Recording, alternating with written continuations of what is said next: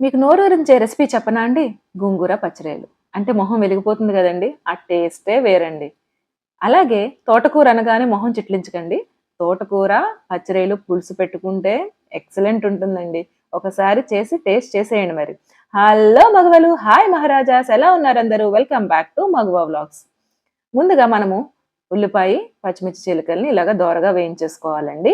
దాంట్లోనకే కొద్దిగా కరివేపాకును వేసుకొని బాగా ఉల్లిపాయలను మగ్గించేసుకున్న తర్వాత పచ్చి రొయ్యల్ని నీట్‌గా వాష్ చేసుకొని పసుపు, ఉప్పు వేసి నీట్‌గా వాష్ చేస్తే అవి స్మెల్ లేకుండా ఉంటాయండి.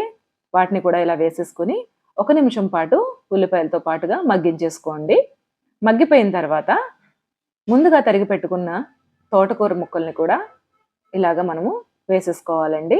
ఇలా వేసుకున్న తర్వాత ఒక నిమిషం పాటు మగ్గిస్తే ఇలా మనకి దగ్గరికి అయిపోతుంది. అందులో హాఫ్ టేబుల్ స్పూన్ పసుపు, టేబుల్ స్పూన్ కారము, రుచికి సరిపడా ఉప్పుని కూడా ఇందులో వేసుకోవాలండి. వేసుకుని ఒక 2 నిమిషాల పాటు మగ్గించి అర టీ గ్లాసులు వచ్చేసి వాటర్ వేసుకుని బాగా దీన్ని ఉడకనివ్వాలండి.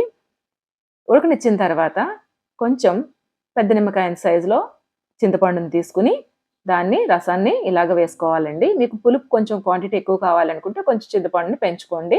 ఇలా వేసేసిన తర్వాత ఒక 5 నిమిషాల పాటు మనము మూత పెట్టేసి కూరని ఉడకనివ్వాలండి.